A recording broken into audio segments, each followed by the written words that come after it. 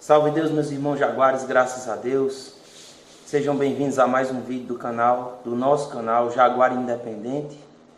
E hoje nós vamos falar sobre proibição na nossa doutrina. Roda a vinheta.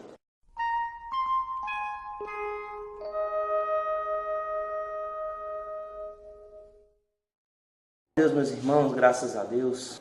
É sabido de nós que na nossa doutrina não existe proibições. O que existe são algumas recomendações sobre determinadas substâncias, determinadas coisas que nós jaguares não devemos fazer. Então, dentro disso, a gente vai esclarecer alguns pontos, né, como é o caso da bebida alcoólica, das drogas, né, que se dizem que é proibido na nossa doutrina. No entanto, nós sabemos que só é proibido aquilo que realmente você não tem acesso, né? E bebida e droga, nós sabemos que existem em todos os lugares. No entanto, existe uma recomendação para que o médium que deseja desenvolver nessa doutrina, ele evite o contato com álcool e drogas, né, substâncias entorpecentes, enquanto ele quiser trabalhar na lei do auxílio. A nossa mãe clarividente, tia Neiva, ela nos ensina que o médium que tem álcool no seu organismo, na sua corrente sanguínea, ele jamais poderá fazer um fenômeno puro, desobsessivo, porque aquela substância vai isolar as energias dele, o ectoplasma dele, e vai fazer com que, além dele se prejudicar, ele possa estar prejudicando outras pessoas, inclusive o paciente e o médium com o qual ele trabalha naquele momento. Então, a recomendação para o médium que usa álcool ou drogas é de que ele passe pelo menos 90 dias, certo? Passando nos trabalhos, recebendo aquela limpeza, para que aquela substância, no caso o álcool, ela seja dissipada, ela seja expelida do seu organismo, né? Então, mais ou menos 3 meses passando no trabalho já é um tempo suficiente para que ele possa retornar às suas atividades, né, normais no tempo, né? Não deve haver nenhum tipo de retaliação, não deve haver nenhum tipo de discriminação por parte do médium que ainda não conseguiu se livrar do vício do álcool, né? A gente tem que apoiar, a gente tem que ajudar, estender a mão para aquelas pessoas, porque lá atrás fomos nós que chegamos em uma certa condição e alguém nos estendeu a mão. Então isso é muito importante, né? Mas dizer que o álcool é proibido, né, para o médium, o álcool não é proibido, né? O médium, ele simplesmente, se ele ingerir bebida alcoólica, ele não vai poder trabalhar na lei do auxílio, né? E isso aí cabe ao presidente da casa, aos comandantes que regem os trabalhos, né? No caso, se o comandante vê e souber que aquele médium realmente bebeu, aquele médium ele deve ser impedido de trabalhar naquele momento, justamente para o próprio bem dele, né? Para que ele não prejudique outras pessoas, inclusive o paciente, que não tem nada a ver, né? Salve. Qualquer tempo, qualquer determinação fora disso fica a critério do presidente. O presidente, ele assume a responsabilidade quando ele coloca um médico para trabalhar antes desses 90 dias. Isso aí é um critério do presidente, não cabe a mim julgar, né? Eu sei que em outros lugares essa norma funciona de uma forma diferente, né? Mas o que eu aprendi, o que eu sei e o que eu vejo acontecer aqui são justamente 90 dias, sem trabalhar na lei do auxílio, sem colocar o uniforme, em hipótese alguma, passando nos trabalhos para que, mais uma vez eu reitero, aquela energia se dissipe do seu organismo, o preto velho manipule aquelas energias, você passa nos trabalhos e depois de 90 dias você pode voltar, o médium pode voltar às suas atividades normais, né? Salve Deus. Voltando ao assunto de proibições, né? Existem outras coisas também que é preciso que se saiba, né? Essa doutrina é uma doutrina que liberta o homem, é uma doutrina que tem como base os princípios do Evangelho de Nosso Senhor Jesus Cristo, que nada mais é do que a humildade, a tolerância e o amor. Então, qualquer atitude que esteja fora desses princípios não faz parte da nossa doutrina. E uma dessas atitudes é justamente a proibição.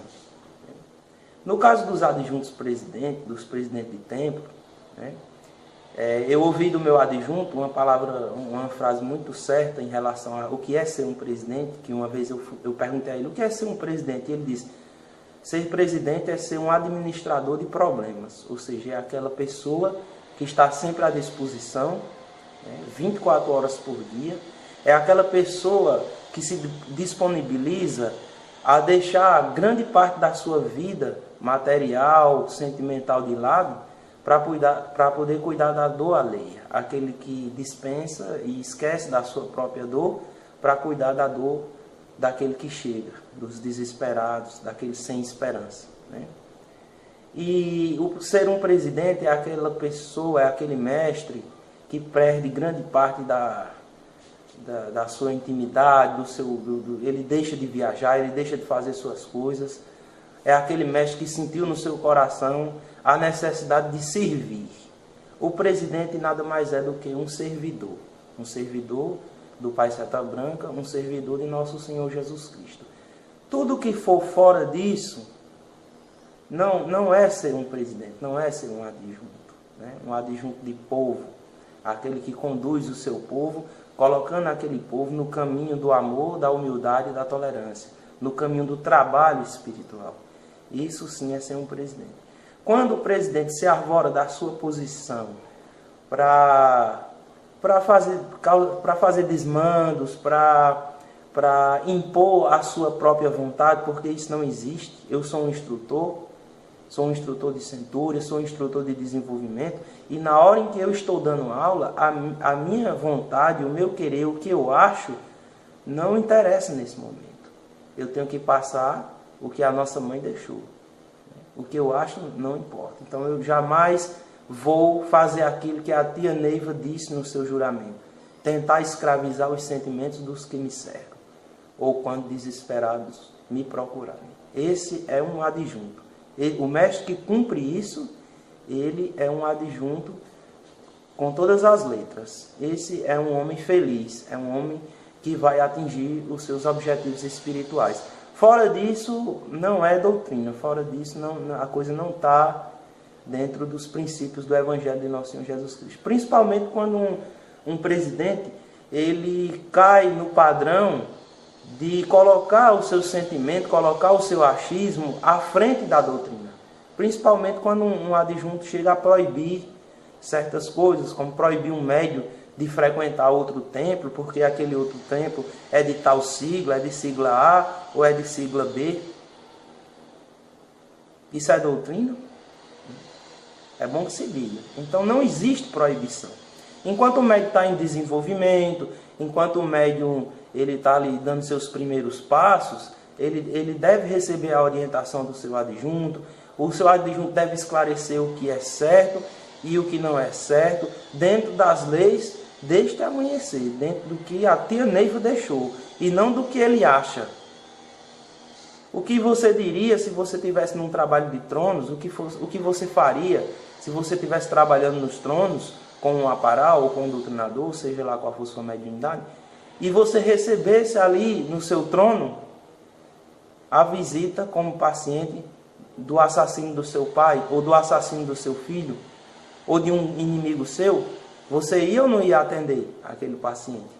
Por que você iria atender? Por que você ia passar por cima do seu sentimento, né, do seu rancor, da sua mágoa, para atender aquele paciente? Porque dentro do templo, a gente praticamente é obrigado a seguir os princípios do Evangelho de Nosso Senhor Jesus Cristo, a tolerar aquele irmão, né? Porque e a gente também tem as regras do conhecimento, porque as coisas acontecem ao nosso redor. A lei de causa e efeito, principalmente, explica tudo, né? Nem que lá fora do templo você haja de outra forma, mas dentro do templo a gente é obrigado a atender esse paciente. E isso nada mais é do que uma grande escola, porque ali dentro você vai ensinar, você vai aprender, né, aquela lição para a sua vida lá fora, né?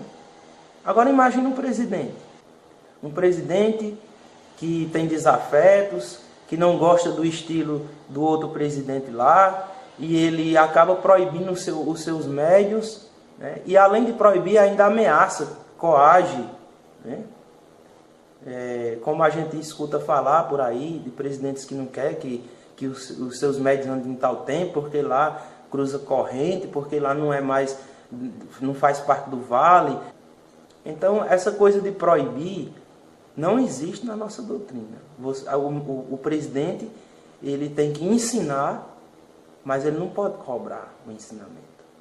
Ele tem que ensinar e nunca corrigir. Então, se ele ensinou bem, se ele mostrou ao médium e ensinou ao médium a reconhecer a doutrina do amanhecer, não precisa ele estar proibindo. Esse médium, muitas vezes, ele precisa até ver com seus próprios olhos, né, por onde ele anda, as coisas que convêm e que não convêm para ele mesmo, né? É como você ter um filho e esse filho ficar maior de idade e você não querer deixar o filho ir em busca da sua própria vida porque você tem medo de que ele seja assaltado, porque você tem medo de que ele se dê mal na vida, de que ele quebre a cara, sendo que isso tudo faz parte da vida, faz parte do aprendizado, faz parte do aperfeiçoamento individual de cada um, né? Salve Deus. Então essa coisa de proibir, ela não existe. Muito embora cabe ao adjunto também organizar as coisas dentro do templo, né? Ele pode, por exemplo, dependendo de um desmando de um comandante, ele pode proibir aquele comandante de participar das escalas. Mas ele não pode proibir o comandante de visitar o templo, de trabalhar no templo, de fazer uma mesa, de ir para o trono. Ele não pode, de forma nenhuma. Ninguém tem esse poder, porque a casa é do Pai Seta Branca, né? E um lugar onde existe isso, né, para mim, não é a casa do Pai Seta Branca, né? Porque quem administra, né, a gente conhece a árvore pelo fruto, né? Então, se conhece a árvore pelo fruto, veja os frutos e você vai conhecer a árvore, né? Salve Deus. Então, dentro da nossa doutrina, não existe a proibição. O que existe é a orientação, o ensinamento, e cada um faz com o ensinamento da forma como acha coerente. E é justamente por esse livre-arbítrio que existem esses desmandos, né? Porque o livre-arbítrio é respeitado. Cada um faz o que quiser. Cada um planta aquilo que quer. Muito embora, na hora de colher, ele é obrigado a colher, né? Então, salve Deus, meus irmãos. Sobre proibição, era isso que eu tinha para falar hoje.